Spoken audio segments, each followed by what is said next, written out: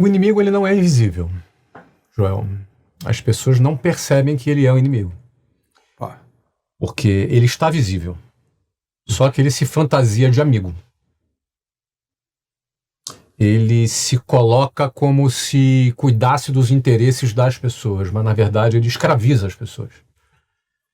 Ele se comporta como se ele pudesse dar segurança e garantias para as pessoas, mas na verdade ele é a garantia da pobreza para as pessoas. E eu estou falando do sistema. Parece uma coisa meio, uma entidade meio... Sistema. O que é o sistema? O que é o sistema? O sistema é a engrenagem de como as coisas funcionam. O sistema começa com um modelo educacional, que é seguido do emprego e que é seguido da previdência social. Esse é o sistema.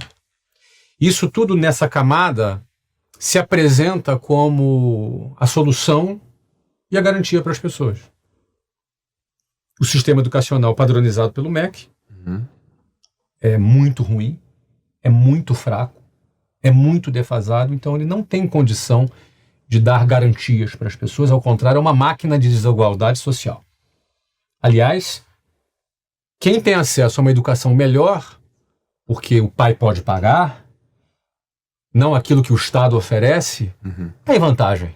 E eu percebi isso cedo quando fui fazer um concurso público, e vi que eu estava muito atrás, embora eu fosse um dos melhores alunos da escola pública. Então eu, com 13 anos de idade, fui fazer um concurso público, e eu era um dos melhores alunos da turma, me dei conta que eu era um dos piores daquele concurso. Então eu me senti enganado. Eu estava seguindo uma cartilha à risca, e de repente, sendo um dos melhores alunos daquela cartilha, eu me tornei um dos piores naquele concurso. E não só não fui aprovado naquele concurso, como eu quase fui reprovado na 8ª série, porque minha mãe deu o salário dela inteiro para pagar aquela escola para mim, e eu não só me deparei com o meu fracasso, mas eu me senti enganado, já com 13 anos. Mas como assim? Porque eu estava numa escola que eu era um dos melhores, como eu posso ser um dos piores aqui? Então estavam me enganando lá. Sim. Estavam me enganando. Depois, no final por 3 anos eu fiz o mesmo concurso até ser aprovado, mas levei 3 anos. Tirei a diferença, mas foram intermináveis 3 anos. Eu parei de estudar, inclusive, não fui para o ensino médio, porque eu foquei 100% naquele concurso. Sim. E aí depois, eu indo para a escola, eu pegava um ônibus que passava numa rua, que se chamava Avenida Suburbana, no Rio de Janeiro, e essa rua é uma rua cheia de bancos. E eu percebi que, numa determinada data do mês, aqueles bancos ficavam com uma fila interminável, rodando o quarteirão. E eu achava estranho, eram só velhinhos, né? Naquela fila. E uma vez eu perguntei para uma pessoa dentro do ônibus, os ônibus eram lotados, eu em pé, do lado de uma pessoa, eu tomei coragem e perguntei para aquela pessoa do que se tratava aquela fila. E ela falou para mim, aquilo ali é a fila da aposentadoria. Eu olhei para aquela fila da aposentadoria, vi um monte de velhinhos, um calor de 38 graus no Rio de Janeiro, com uma sombrinha, né, com um guarda-chuva, naquele calor, esperando para receber a sua aposentadoria, que certamente era uma mixaria. E aí eu me lembro, quando eu olhei para aquela fila e falei, eu nunca na minha vida vou estar naquela fila. Nunca eu vou entrar nessa fila. Porque aquilo ali é o quê? É a fila do último estágio da vida de quem está dentro do sistema, que é a aposentadoria. E olha que naquela época não é como hoje. Naquela época se aposentava com 50 anos, depois teve reforma da Previdência, passou para 60, depois teve outra reforma, e vai ter outras, porque a conta não fecha.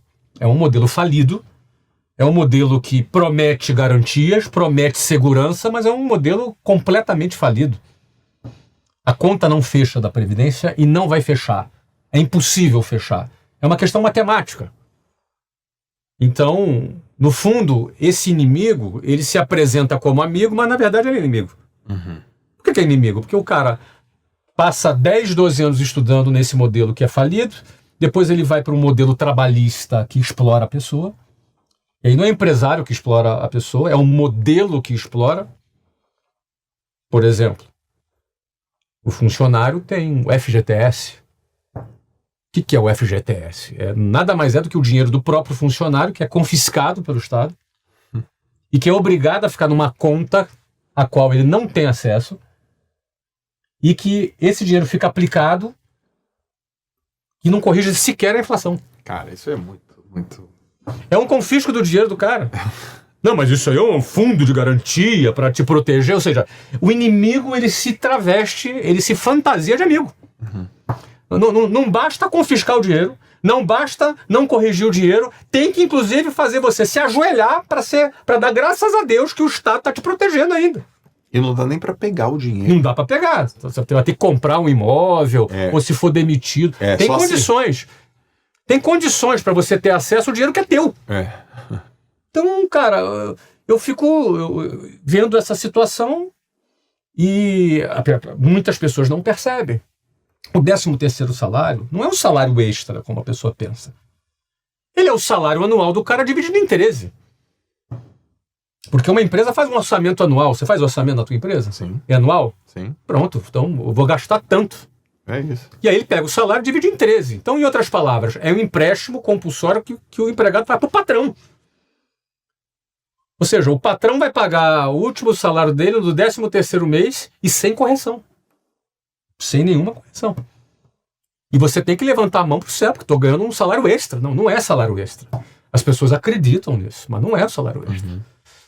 E aí entra a Previdência, e por aí vai, os descontos. Para pensar. Não, desconto tem muito. É um desconto descomunal. É descomunal. Descomunal, o desconto. E aí, se o cara ganha 10 mil reais, ele vai ter uns 3,5 de desconto. Aí ele recebe 6,5 na mão. Só que o seguinte, ele custa para a empresa 19. Isso.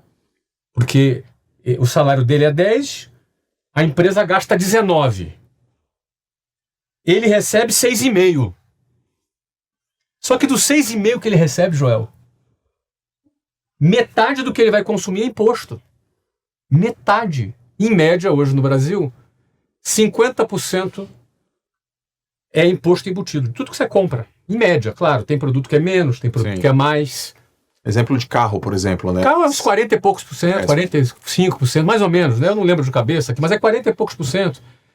Cerveja, deve ser 60%, 70%.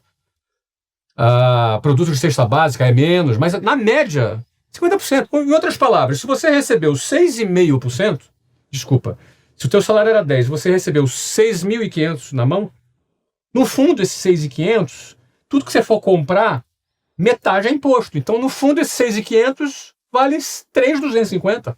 Só que você custou para a empresa 19. Aí, pronto, agora os 3.250 é teu. Não, meu querido, desse dinheiro você vai pagar IPTU ainda, vai pagar IPVA. Você entendeu, cara?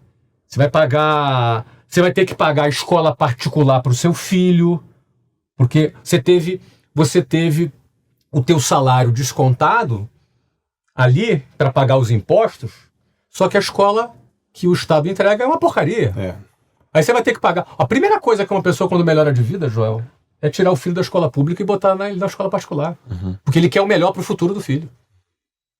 Então você paga 2 vezes.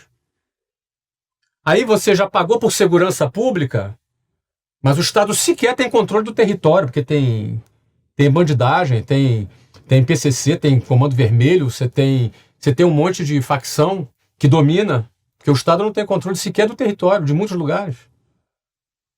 E aí você tem que pagar segurança. Aí você vai morar num condomínio fechado, vai pagar um carro blindado, você vai pagar seguro.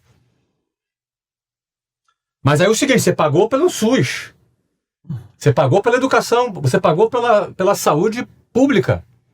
Mas agora com aquele 3.200 de um salário que era 10, que você custa 19, você vai ter que pagar agora plano de saúde.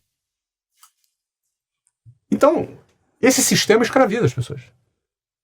Não é o empresário que escraviza a pessoa, é esse sistema que escraviza. E ele se traveste de amigo, cara. Não é amigo, é inimigo.